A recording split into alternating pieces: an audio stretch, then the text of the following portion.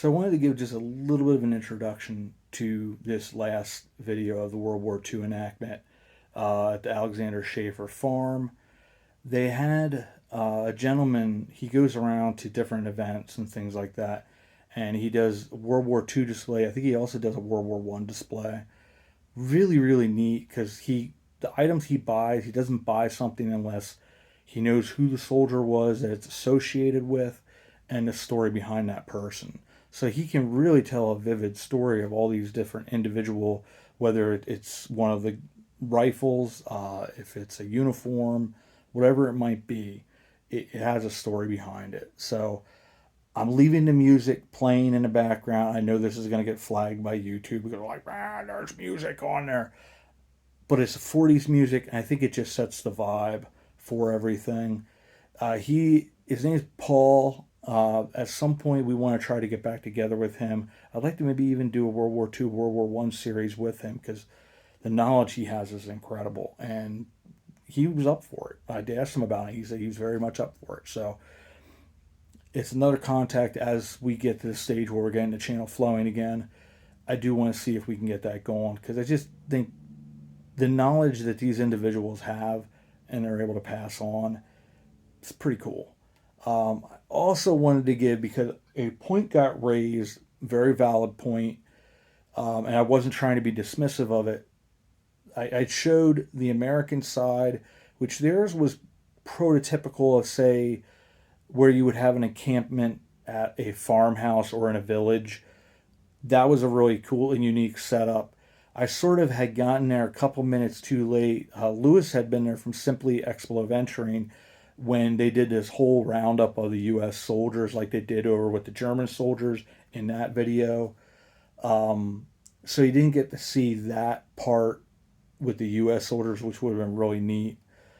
But we did get to see that with the German soldiers, and like I said, it's sort of neat seeing that side of the war, getting to see how young they were. You know, they're prepping for battle the day, that morning of, the singing, different little things, and it hit home differently. And the battle, of course, was very well done. It was much louder than you saw in the video. Like it was impressive, and it was in essence what we saw would have been what they would consider a skirmish. Uh, but it was really, really impressive, very well done, and kudos and a thanks to the gentlemen that do this. And the point that was made, uh, they had said about it's disturbing seeing the German side. Now, in the context of this, understanding what this reenactment is, the National German Army were not the ones that were committing the massacres and stuff like that. They primarily, just like our side, they followed the rules of war. And on every side, whether it's the American side, British, the Germans, the Italians, there were things in war that happen that shouldn't, but it's war, they happen.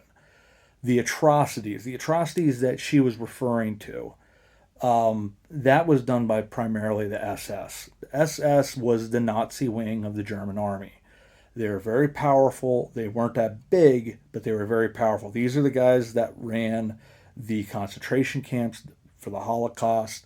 They were also the ones, there were several massacres of American soldiers they were responsible for. That was the SS.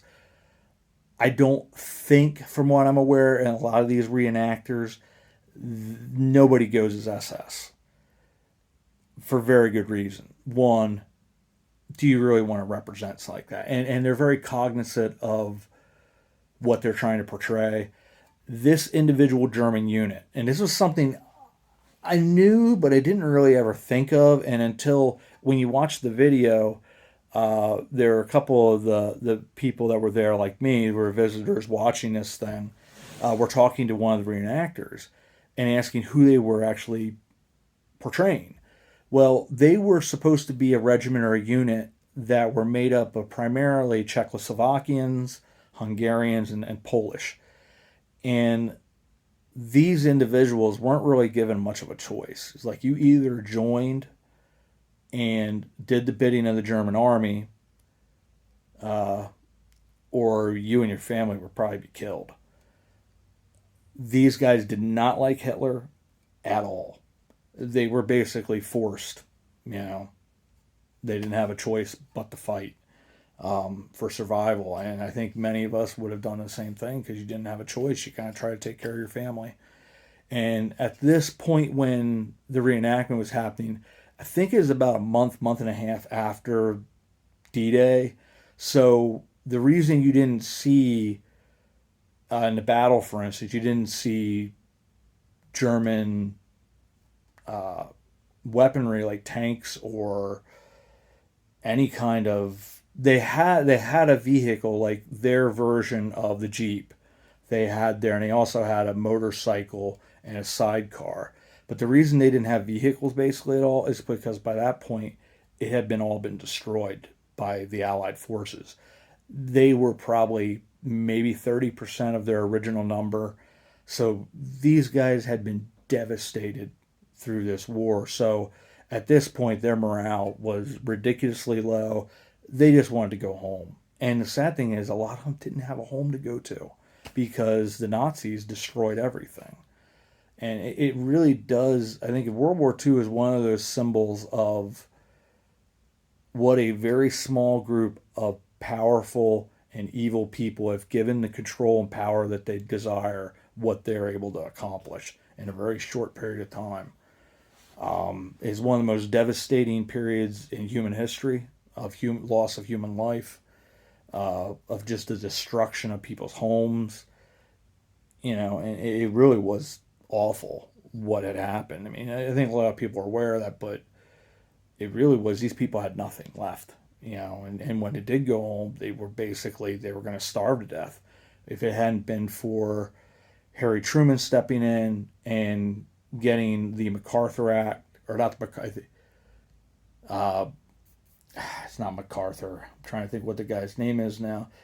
Colleen on Varnish had done a video on him. Marshall, the Marshall Act, George Marshall. He wound up putting together a plan, and they had Herbert Hoover sort of run it, former President Herbert Hoover. This was where it was the first time you really saw a standing president use a former president to be able to run operations for the president. And it was the beginning of what they called the President's Club. It was a really cool time of like what they were able to accomplish and the millions of lives they saved because of it. And really going back to the Nazis as well, the first country that they invaded was Germany. A lot of people forget that. A lot of times the history of the German people in general are portrayed as evil, and that really isn't what history it was. Uh, they actually had, I think it was 12 attempts on to assassinate Hitler, and the vast majority, if not all, were run by the German army. They wanted him gone. They wanted him gone, and they wanted to end the war because they knew how devastating it was going to be for their country if it continued. But unfortunately, so much damage had been done by Hitler and the Nazis that Russia came in, sort of, I mean, justifiably so. They came in and just bulldozed everything. And they were not very kind, and because of the Nazis' actions, the whole of Eastern Europe wound up being underneath communist rule. So it's sort of the consequences, you know, not only in the moment in that 10-15 year period of all the people that were murdered, the people's homes that were destroyed, but it continued then for people went through hell basically for another 40-50 years because of the consequences of these few people's actions. And it just shows the devastation that can come from that. But I wanted to clarify, you know, this World War II enactment, it is in no way whatsoever glorifying war. It's just showing history as it was. And this next segment that you're going to see is sort of running through this little museum display that this gentleman was so kind and generous to bring there, to be able to see these different things and what they look like, and just it was really neat. And then hearing the music in the background really gives the feel for the period. So I hope you guys enjoy this video. This is the last of the World War II enactment. we are going to be doing a lot more with this channel on this. I saw Lewis makes quite a bit of these things. I really encourage you to check out Lewis's channel, Simply Exploventuring. I'm going to put that up on this video, the link to his channel again. I encourage you to like, subscribe, and check out his videos. Lewis goes to an extraordinary amount of places. Really, really neat stuff that he shows. But we're going to be doing a lot more of this. I want to do a lot more of this with Lewis and start getting together with other YouTubers as I get healthy again. And then could hopefully start getting together. Everything's been delayed and delayed and delayed, and it just sort of is what it is. But this was a really cool experience, a really cool day in Schaefferstown. So thank you to them as well, Historic Schaefferstown, for making this event possible. We're going to be going to their fall festival coming up here in the beginning of September, hopefully. They do that. That's a pretty cool event. We'll get to see more of those early American crafts. It's just another festival experience. I also will encourage everybody when we come up on October 7th for the Country Fair Day that's done at the Isaac Meyer Homestead by the group that runs that and preserves that old building, that historic building, and how neat it is what both these groups do. And thank you once again to the reenactors, to the individuals that put this together. You guys really do an extraordinary job, and this was a phenomenal experience. And thank you to Paul as well for having this display. So thank you as always. Enjoy the rest of the video. Yeah, depends what situation, it affects everybody differently in the course of the situation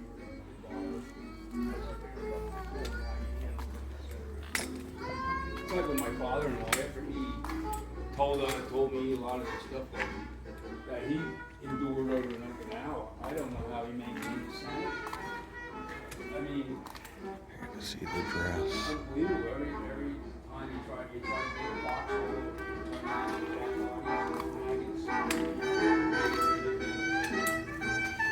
This is one of the old Bonds posters here. Some of the Japanese Arasaka that would have been their main rifle. My dad actually had a couple of those that when he was over in the Pacific, you were able to buy Army surplus and some of the stuff that they had, German Mausers, you get a couple of those.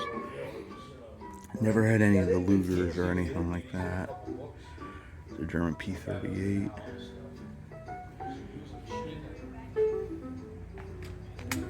Japanese flag. There's the stuff that they would make in their sort of the trench art. Made a cigarette case. Japanese helmet there. Got some of their pinups. Betty Grable, Veronica Lake.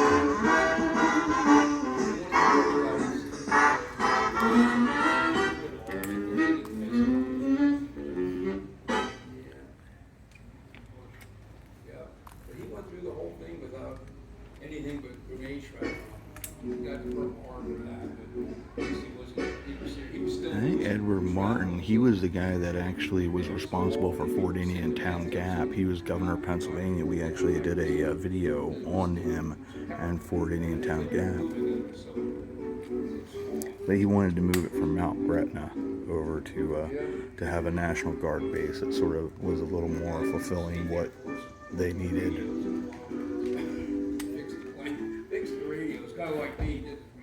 There's Rita Hayworth. The ladies' uniform for the Army Corps, the WAC.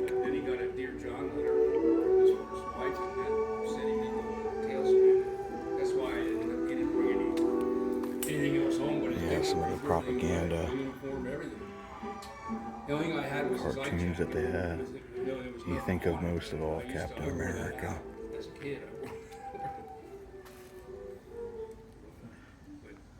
And all his letters, somehow, when I moved about 8 years ago, I misplaced those letters and I still haven't found them. I don't know what he did with them. Every so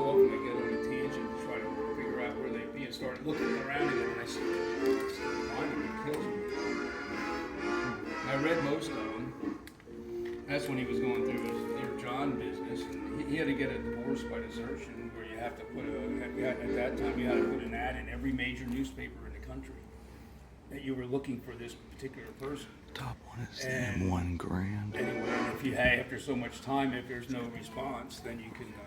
By the way, it's $10 a photo. Oh, okay. No, I'm glad you're doing that. Thank Yeah, I have a YouTube channel. So my dad served in the Pacific in World War II as a Marine. Yeah, so my father-in-law right there. yeah. But so then he finally had they got granted him his divorce, but he never saw her again. She just up and left with some guy and disappeared. They think she went to Canada, but nobody knows for sure. I have a picture of her that I found. But yeah. Yep. But it really messed them up. But I guess it took. So thank you as always, and we will see you all about town.